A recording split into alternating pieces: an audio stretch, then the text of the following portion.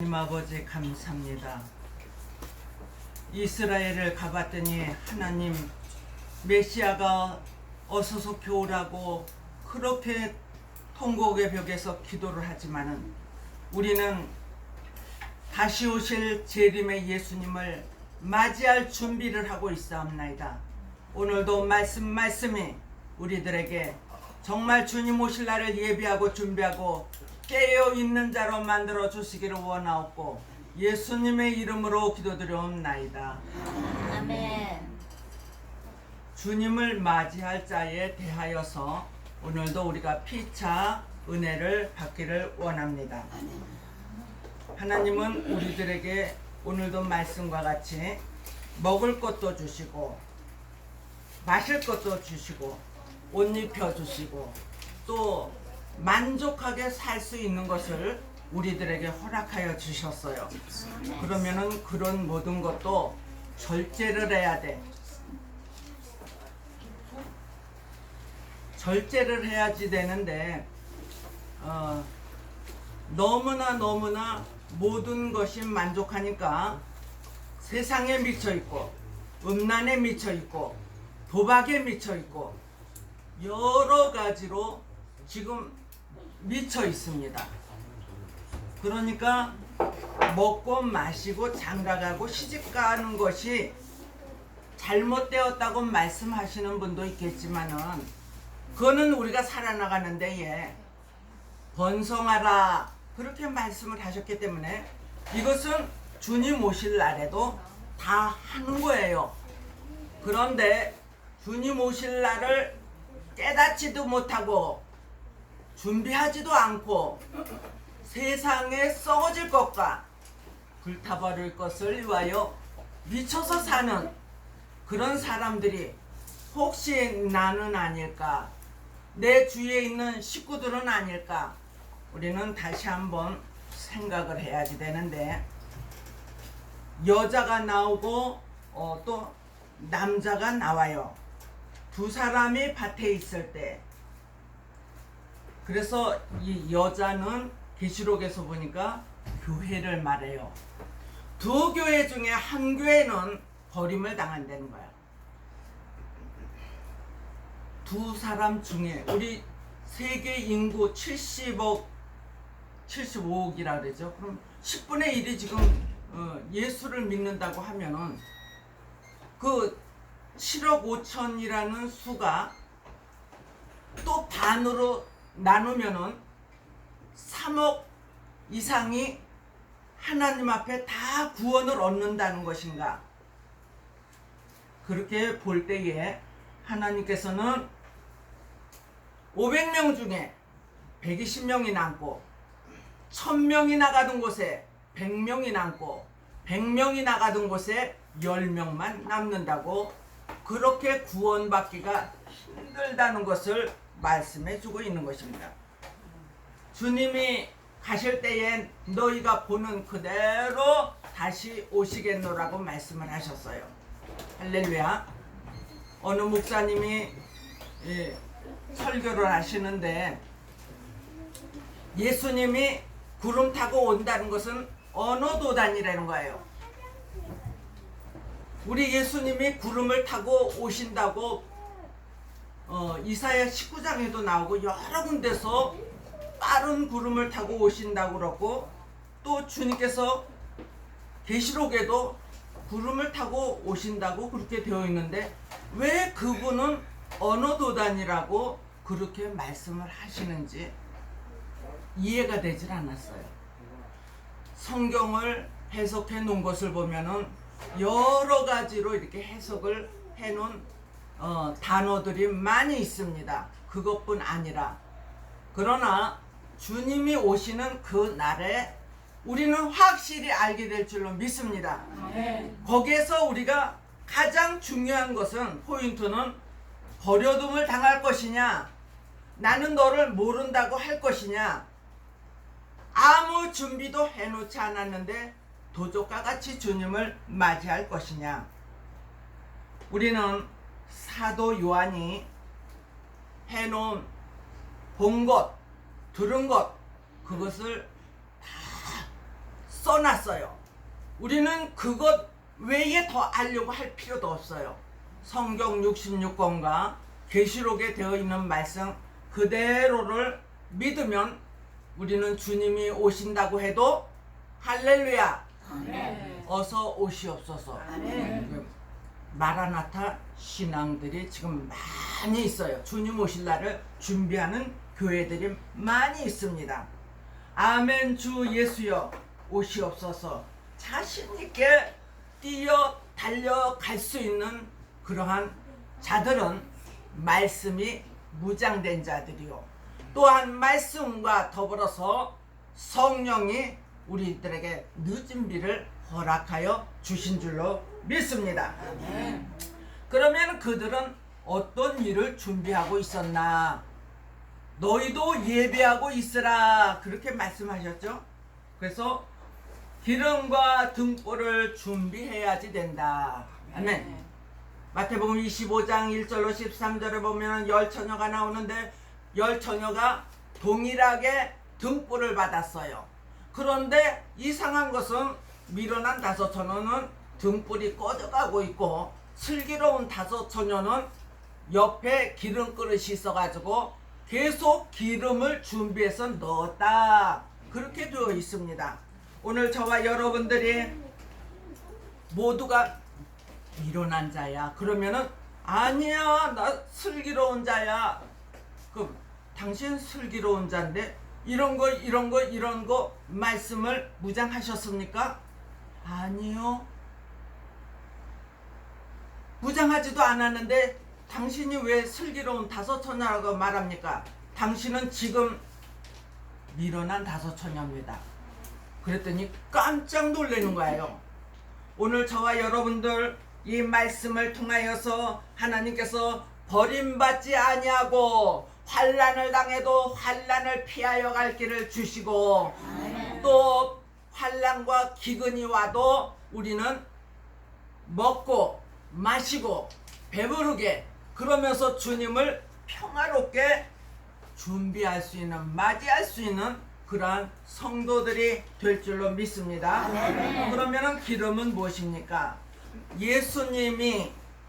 예수님으로 계속 사셨지만은 예수님이 30살서부터 3년 동안 아버지의 일을 계속 하실 때에 기름 부음을 받으셨다. 아멘.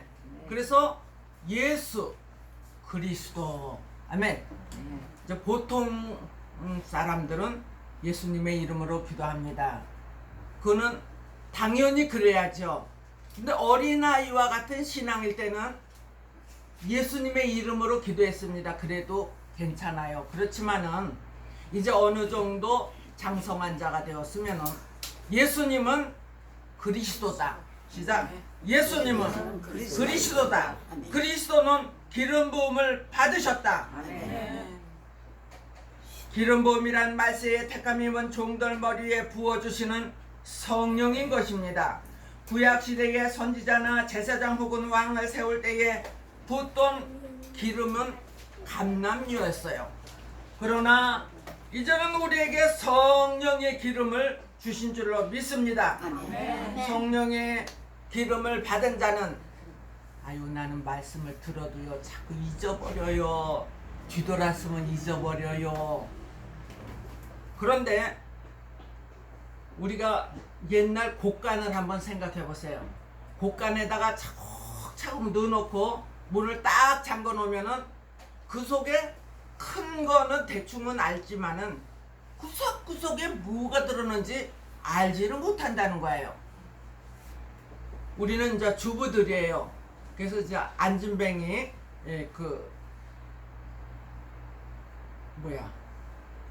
냉장고 그게 있어서 그 속에다 뭐를 이렇게 잔뜩 넣어놓잖아요.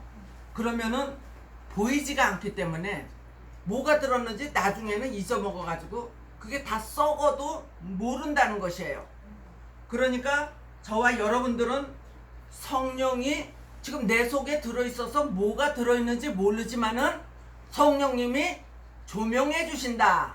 가르쳐 주신다. 생각나게 알려주신다.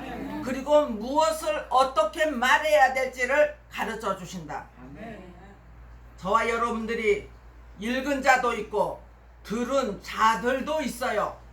그래서 이 속에 축적이 되어 있어야지 기억이 나는 것이지, 곳간에 아무것도 넣어놓지 않은 사람이 때가 되어서 무엇을 쓰려고 할 때에 곳간문을 열었을 때에 그것이 거기 있었구나 그러면서 갖다 쓰잖아요. 그런데 거기다 넣어놓지도 않은 사람이 곳간문을 열고 아무것도 없네, 아무것도 없네.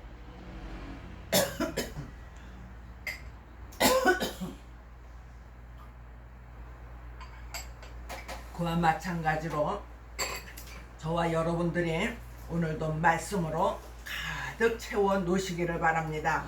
내 곳간에 가득 채워놓으면 분명히 쓰는 날이 올 줄로 믿습니다. 하나님은 또한 등불을 가지라고 준비하라고 그랬는데, 초림의 주가 오셨을 때에 예수님이 등불을 역할을 누구에게 시켰느냐? 세례 요한에게 시켜서 주님 오시는 그 날을 밝히는 등불의 역할을 했다. 요한복음 5장 35절. 재림의 주가 오실 때에는 어두운 데 비치는 등불이 더 확실한 예언이라고 베드로후서 1장 16절로 19절에 말씀하여 주고 계십니다. 알파의 말씀, 나시고 죽으시고 부활하시고 승천하시고 후에서 성령을 보내주시고 옥중서신, 목회서신, 또한 사도 바울의 전도 여행을 통하여 2000년 동안 우리가 먹었어요. 그런데 그 말씀이 등불이었다는 거예요. 할렐루야. 열 처녀가 다 똑같이 받았다는 거예요. 그런데 왜 열 처녀 중에 5 처녀가 자꾸 기름이 없어졌느냐? 신앙생활하면서 우리가 믿음생활, 신앙생활, 그런 여러가지 또 중생하고 거듭나고 영혼구원을 얻고 그러한 일에 다 소진이 되었어요. 날마다 죄 지은 것을 용서해 주세요 그러면서 또 씻고, 그러한 일로 다 소진이 되었는데, 주님 오실 날을 준비하는 말씀을 계속적으로 또 무장을 했더니 하나님께서 슬기로운 5 처녀도 되게 하여 주시고 신부감도 되게 하여 주시고, 이 확실한 예언으로 인하여서 나도 더 담대해질 수가 있는 것을 감사하세요. 믿음도 확실해지고 신앙도 확실해지고 결과물은 열매를 보아서 안다고 했는데 들포도가 되면 안 돼요. 들포도는 미련한 5 처녀들이에요. 극상품 포도 열매가 되어서 또 금기름을 받은 자 하나님께서 가장 귀하게 여기실 줄로 믿습니다. 오늘도 말씀이 긴가민가해 그러는 것이 아니라 확실해. 믿을 수 있어. 믿어져. 아유, 그 말씀을 들으니까 든든하다. 네, 그렇게 될 수가 있어야지 돼요. 처음에 오신 예수 그리스도는 나는 죄인을 구하러 왔고 또한 병자를 구원하기 위하여서 왔다.